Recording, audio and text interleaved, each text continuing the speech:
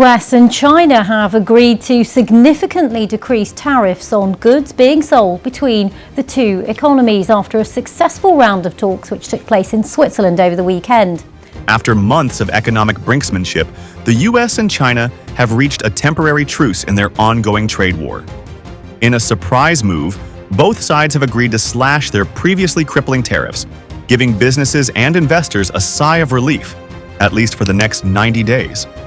The US will lower its tariffs on Chinese goods from a staggering 145% down to 30%, while China will drop its retaliatory duties on US products from 125% to 10%. This rollback has already sent shockwaves through global markets, with stocks soaring in Hong Kong and New York as investors rush back in. But why did the two economic giants decide to pull back from the brink now?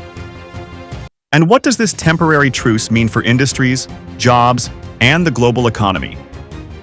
Today, we're breaking down the 90-day US-China tariff pause, exploring the underlying motives, the potential fallout, and what could happen next as the world's two biggest economies attempt to renegotiate their economic relationship.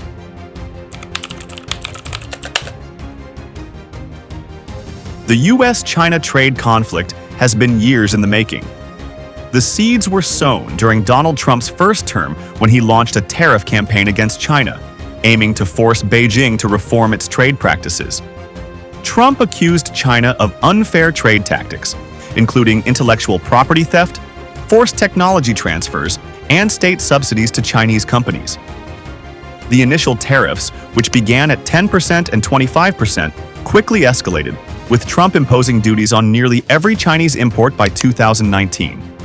Fast forward to 2025. Trump is back in the White House and has doubled down on his protectionist stance. Determined to bring back jobs to America, he hiked tariffs to unprecedented levels, 145% on Chinese imports. This effectively created a trade blockade, with businesses unable to absorb such sky-high costs.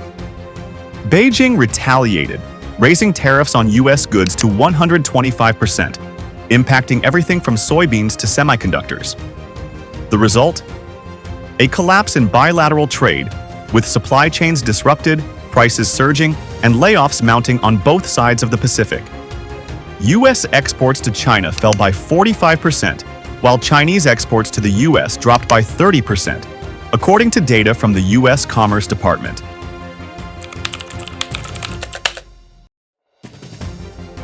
So why did Washington and Beijing decide to dial down the tariffs now? The answer lies in the mounting economic and political pressures both leaders face.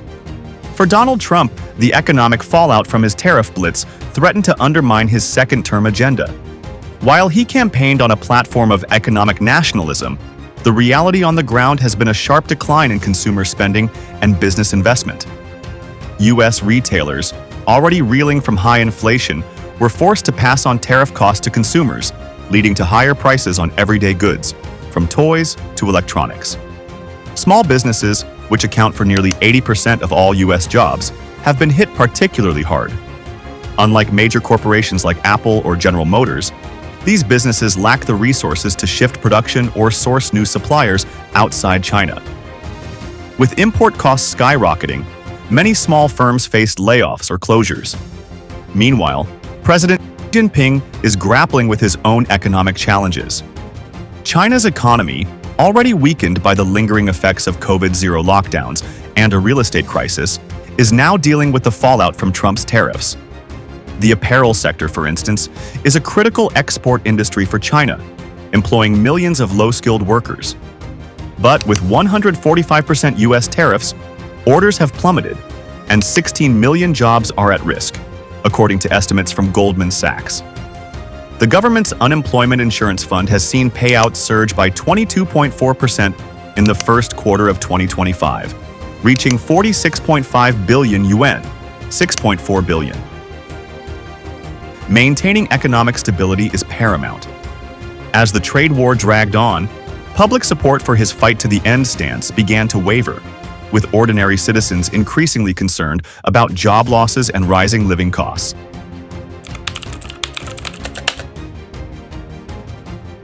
The 90-day tariff truce is not a complete rollback but a substantial reduction in duties.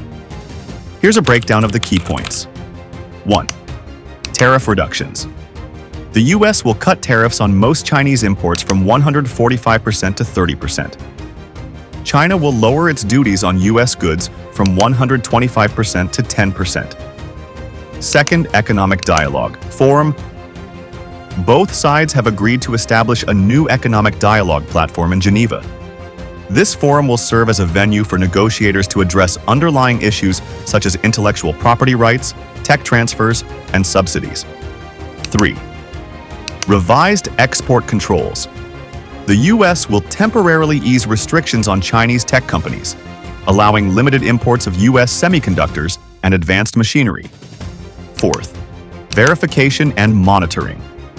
A joint task force will monitor compliance with the tariff reductions and oversee ongoing negotiations to prevent either side from escalating without notice. The market response to the truce was immediate and dramatic. On Wall Street, the S&P 500 jumped 10% in a single day, its largest one-day gain since the pandemic rebound of 2020. The Nasdaq surged even higher, up 12%, as investors flocked back into tech stocks like Apple, Nvidia, and Tesla. In Asia, Hong Kong's Hang Seng Index soared 15%, fueled by optimism that Chinese exporters would resume shipments to the US without prohibitive tariffs. The Chinese yuan strengthened against the dollar, recovering some of its losses from the trade war period. But while investors celebrated, businesses remained cautious. The truce is a temporary fix, and the underlying issues, from forced tech transfers to state subsidies, remain unresolved. The next 90 days of negotiations will be critical in determining whether this truce evolves into a lasting peace or just another pause before a new escalation.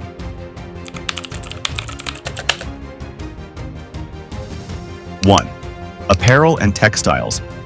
The fashion industry has been one of the hardest hit by the tariffs. With 16 million jobs at risk, China's textile sector desperately needs the US market to stay afloat. In the US, retailers like Macy's and Target will benefit from lower import costs, potentially stabilizing prices for consumers. 2. Technology.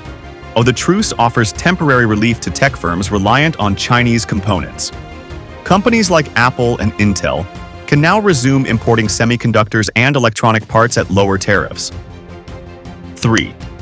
Agriculture. US farmers, who have seen Chinese orders for soybeans and pork evaporate, are cautiously optimistic. China's 10% tariff is still a barrier but far less punitive than the previous 125%.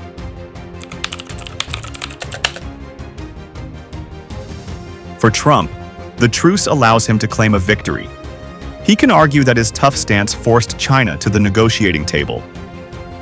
The deal offers a face-saving way to de-escalate without appearing to bow to US pressure. He can frame the truce as a win for China's economic stability, while still projecting strength in domestic media.